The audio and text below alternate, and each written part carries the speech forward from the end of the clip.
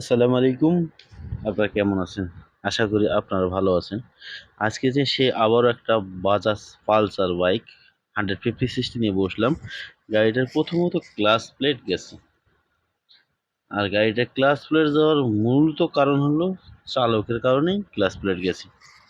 গাড়িটার পারফরম্যান্স কিছুদিন আগেই আমি চেক করলাম যে গাড়িটার পারফরম্যান্স অনেক ভালো। ক্লাচ প্লেট এগুলো সব কিছুই ঠিক ছিল, কিন্তু যার গাড়ি ওনার ছেলে গাড়িটা চালাইছে, এই কারণে গাড়িটার এই প্রবলেমগুলো দেখাই দিছে।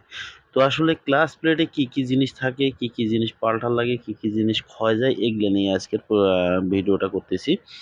তো আপনারা দেখেন যে ক্লাচ প্লেটের প্রথমত 4টা 10 নম্বর নাট থাকে এটার উপর। তো এই নাটগুলো খোলা হইতেছে। এই নাটগুলো খোলার পরে মোটামুটি দেখা যায় যে ক্লাচ প্লেট বাড়ি করতে পারবেন, সেটা হলো ডবল ডিসের ক্ষেত্রে।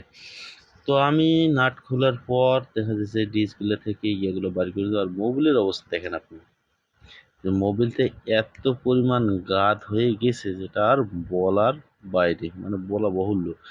এত পরিমাণ ইয়া মোবিলগুলো গাদ হয়ে গেছে। আর মোবিল যে সময় আপনার ডেন দিবেন, অবশ্যই মোবিলের কোয়ালিটির দিকে লক্ষ্য করবেন। মোবিলের কোয়ালিটি যদি দেখেন যে অতিরিক্ত পরিমাণ কালো হয়ে গেছে, অনেক ক্ষেত্রে দেখা যায় যে কাজলের চেয়েও কালো হয়ে যায় মোবিল, এত পরিমাণ কালো হয়। আর যখন দেখবেন আপনারা মোবিল দেওয়ার ডেল দেওয়ার সময় যে এ পরিমাণ ইঞ্জিন অয়েলগুলা গাদ বা কালো হয়ে গেছে, তখন আপনারা বুঝবেন যে আপনার ক্লাচ প্লেট ক্ষয়ে যাইতেছে। আর ক্লাচ প্লেট ক্ষয়ে যাওয়ার মূলত কারণ হলো ক্লাচ ধরা বা ছাড়ার মধ্যে ইয়া না থাকা আর কি, সেটিংটা ঠিক না থাকা। আপনি হুট করে ধরলেন, হুট করে ছাড়লেন, ঠিক আছে, কিন্তু দেখা গেছে টানের গতির একটা সবগুলোর একটা মিল না থাকলে ক্লাচ প্লেট অতিরিক্ত যাবে। তো যাই হোক, সেই কাজ আমরা আবার খুলতেছি। ক্লাচ প্লেটগুলো আসলে দেখেন আপনারা ক্লাচ প্লেটগুলোর কি অবস্থা আর ক্লাচ বাডিটার কি অবস্থা, সবগুলো কম্বিনেশন করে আপনাদের আজকের ভিডিওতে দেখাই দেবো যে আসলে ক্লাচ প্লেট কোনগুলা, প্রেসার প্লেট কোনটা, বাটি কোনটা, এগুলাই দেখাবো। তো আমার হাতে যেটা দেখতেছেন আমি মুছতেছি, এটাই হলো সেই ক্লাচ ইনার হাফ বলে অনেকেই, অনেকেই বলে ক্লাচ বাটি, বা অনেকে আবার খুঁটি বাটিও বলে। তো আমি এই ক্লাচ বাটি, ক্লাচ প্লেট এগুলো সবগুলো পার্ট টু পার্ট আপনাদের দেখানোর জন্য পরিষ্কার করতেছি। তো এগুলো এক এক ক্ষেত্রে এক একটা এক এক ধরনের কাজ করে, যে এটার ভিতরে ফুল অ্যাসেম্বলিটা বসে আর কি। তো দেখেন আমরা নতুনগুলো কীরকম হবে আর পুরাতনগুলো কীরকম হবে, এগুলো সব পুরাতন। তো ওনার হচ্ছে কি মোবিল কম থাকার জন্যে আর মোবিল গাদ হওয়ার জন্যে ক্লাচ প্লেটের গুলা অনেক হার্ড, অনেক পরিমাণ হার্ড হয়ে গেছে। আর দ্বিতীয় কথা হলো ক্লাচ প্লেটের এত পরিমাণ যে ক্ষয়ে গেছে সেটা বলার বাইরে। আমি বার করে দিচ্ছি, এটা হলো UG7 এর নিউ মাল। UG7 এর নিউ মাল খুইলা আমরা এটা নতুনটা আর পুরাতনের মধ্যে পার্থক্যটা আপনাদের দেখাই দেবো এখন। তো দেখেন আপনারা যে আসলে কি পরিমাণ এটা, আমাদের হাতে ডাইন সাইডটা নতুন এবং বাম সাইডটা পুরাতন। দেখেন যে এখানের মধ্যে যে একবার একটা বিটের মতো হয়ে গেছে।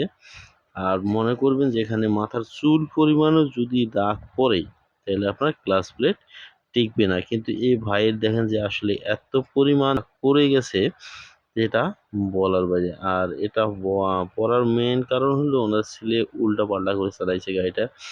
যে সময় আরপিএম কম ছিল সে সময় গাড়ি টানছে, অতিরিক্ত টানার ফলে এরকম হয়। প্লাস রাফ ইউজ চালাইলে ওইরকম হয়। দেখা যায় আপনি গাতায় পড়ে গেছেন, কোনো 4 গিয়ার আপনার গাড়িটা চলতেছে, তখনও এরকম হয়। তো দেখেন আমার হাতে যে বাড়িটা এত পরিমাণ ক্ষয়ে গেছে, মানে বলার বাইরে। তো আপনারা দেখতেছেন, এই দেখেন যেখানে চালাইতে বিট হয়ে গেছে একবারে।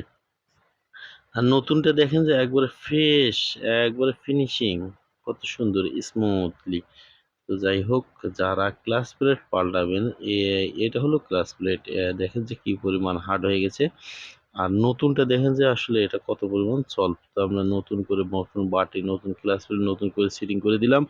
আর আপনারা যারা টেকনিশিয়ান আমার এই ভিডিওটা দেখতেছেন, তারা অবশ্যই ক্লাচ প্লেট লাগার আগে ক্লাচ প্লেটে মোবিল দিয়ে একটু ভিজায় রাখবেন।